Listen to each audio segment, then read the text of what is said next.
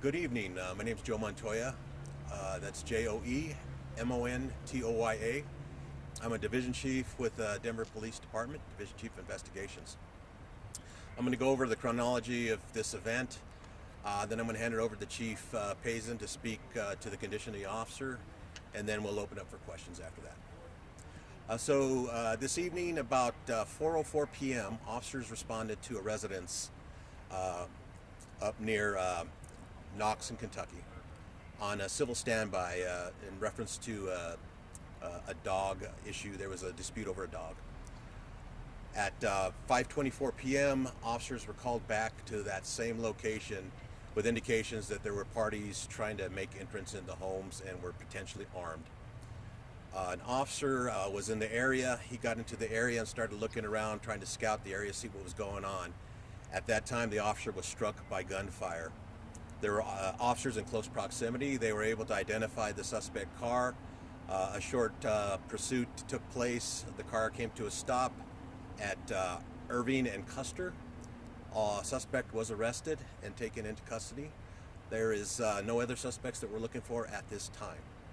I'm going to hand it over to Chief Payson at this time to talk about the condition of the officer. Paul Payson, Police Chief, spelling P-A-Z-E-N. Thank you all for being here, and thanks to our community for the concern for our officer. Our officer was struck in the back with gunfire. The officer was not wearing a vest at the time, and we are very fortunate that our officer is still with us. Executive Director Murphy Robinson, as well as the mayor and myself, were able to talk to the officer that was struck by this gunfire. He is in good spirits. He is expected to make a full recovery.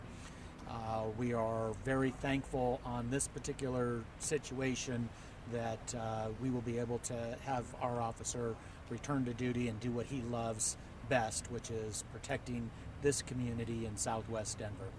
Thank you very much. Chief, was your officer uniform? The officer was not in uniform. The officer was in plain clothes. What unit is he with? He works with the District 4 Impact Team, or SCAT team. Can you talk about the severity of the injury? You said he was hit by a bullet, but he's expected to return to duty. Yes, it did not penetrate, but did left a significant injury on his back. Was the shooter connected to the original call? We do not know that right at this point. You said you identified the suspect car. Was he shooting from the car? That's part of the investigation at this point, so we're not going to speak to that right now. Was the suspect aiming at the officer? Well, he was aiming at the vehicle the officer was in, yes. And what do you say to anyone who would potentially shoot at a police officer? Well, I'd say that anybody that shoots at any individual, it's just wrong. It's extremely dangerous to carry a firearm, to use that firearm, and to try to injure others people with a firearm. So whether it's an officer, whether it's a citizen, anybody, it's just not right to be firing a gun at anybody. Can you describe the duties of an impact officer? Just what's the goal of the unit? They're a very versatile unit. They're used for various needs within the district. Sometimes they help with covert operations. Sometimes they help with high visibility patrol. They help with community events. They're very versatile units. So they basically, whatever that commander needs this unit to do, they're there to help them. Did the officer fire back, or any officer? No, Denver Police did not fire any rounds. How many times did the suspect fire a gun? That's part of the investigation. We're not And just so I know what I was looking at, at the other scene, there's an Audi and a Jeep. Is the Audi the vehicle that we're talking about? I do not know. Okay. So the officer was in his car when he was shot. Yes. Was he moving? That's part of the investigation right now. And yes. so he was shot through the window, through the door? Apparently, I would assume through the door. He's the driver, sole occupant of the car, so I believe it penetrated through the driver's side. But the bullet did not penetrate his body? He was struck in the back, yes. There was apparently a extended period of trying to get this suspect in custody at the other end of this scene. Can you go into that at all? I'm not aware of that. I know they got him stopped and they did get him into custody. I'm not sure what all went into the arrest. Obviously, people live right around here. You've got a Boys and Girls Club there. At the other end of the scene, you've got an elementary school. What do you say to people who live in this area who feel like they're not living in a safe spot with their kids right now? Well, you know, I mean, we have to be cognizant of everything going on around us. You know, we go through great lengths to try to educate the community and help them with understanding what the safety protocols are and try to keep this community safe as possible. I know we work closely with the schools and with the Boys and Girls Club. The protocol for tonight was a lockdown immediately. The school wasn't functioning at the time, but the Boys Club and Girls Club was. So they wanted an immediate lockdown. Officers went to secure that and make sure that everything was safe there. But just in general, in our community, you know, just have to be cognizant, have to be safe. Got to pay attention to what's going on around you. And if you see something, say something, please. If something looks suspicious, if you know of anybody that's wants to be involved in any kind of violent crimes, please communicate with the police department, either through Crime Stoppers or calling the district station. Just communicate with us and let us know what's going on, because we want to get in front of this before incidents like this happen.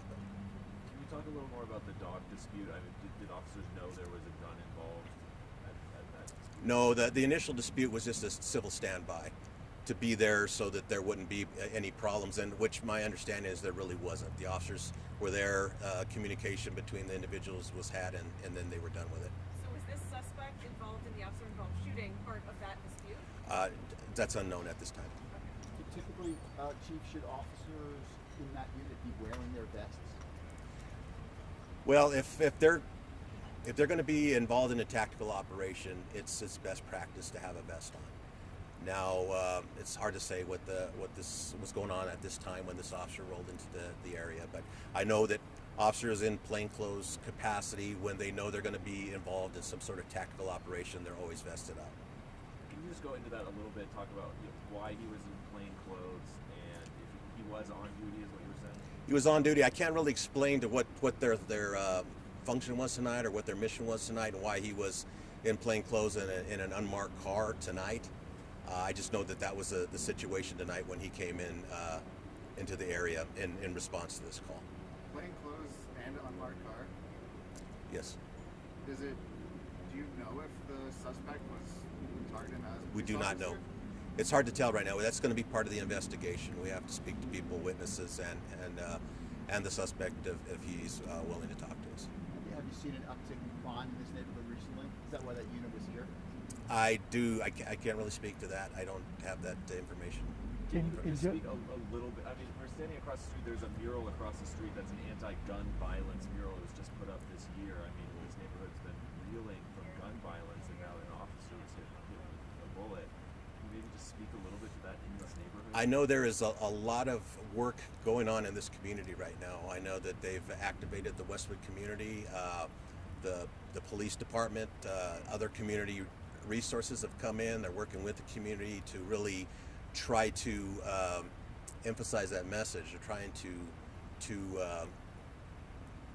make this neighborhood as safe as possible. So there is a lot of work going on, and I think that's part of what went into the mural. You know, it's just trying to give this community a voice. That they don't want this. They don't want this in their community, and we're working hard to make sure that we're able to minimize the violence in this community. Can you give us a little bit more information on if you have information on the officer, years on, stuff like that? Pardon me? How many years on does the officer have? I'll let the chief speak to that. Again, this is a phenomenal officer who cares about this community. This officer goes out to keep this particular community safe every single day.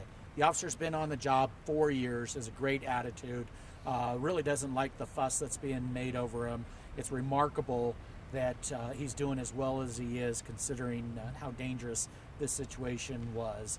And what he's shared with the mayor and the executive director of public safety is that he wants to get it back out here and help keep this particular neighborhood safe from gun violence. It's no secret. There are too many individuals that are willing to point guns and pull triggers in our city, all parts of our city, and that's not acceptable. And so this officer and the officers that responded are focused on preventing that gun violence, and will do everything possible to hold this individual accountable for this high level of violence in a neighborhood. Did So you thank you. recover a weapon? That's part of the investigation, and we're not going to go into what evidence was recovered. Can you just speak to that a little bit, just about, how does it feel as the leader of this department, whether intentionally or unintentionally, one of your men was shot? It's the worst call that any of us, whether you're the chief of police or you're the officer's supervisor, ever want to hear, that one of your officers was shot. And I also want to point to our officer's family, right? We're very fortunate that in this case that our officer is expected to make a full recovery, but the officer's family having a notification that your loved one has been shot in the line of duty is absolutely a devastating phone call or a devastating communication to have. In this particular case, we are very fortunate, we are very thankful, we're very appreciative of the community support, and this particular officer works exceptionally hard every single day, as do the rest of the District 4 team, to help keep the Westwood neighborhood safe and all the neighborhoods that make up Police District 4 safe. Good. Real quick, just to get it right, can you generally walk through the events from here to the other scene? Just, it's okay if you repeat yourself, just to... Okay, so the officers what brought them here when the officer was struck with gunfire was the call of people trying to gain entry into a home, potentially armed, and that was at 5:24 p.m. It's called out that the officer shot at 5:35 p.m. Again, officers were in the area because of the initial call. They quickly observed the suspect, initiated a short pursuit, which ended at Cedar and Irving. Custer and Irving. I'm sorry. Custer and Irving. I'm not sure at what exact time the stop was made, but it was in very close proximity to when the officer had been shot. And taken into custody there? Taken into custody at the... So you think the person who was trying to get into the house, the call for the person who was trying to get into the house on was the person who shot at?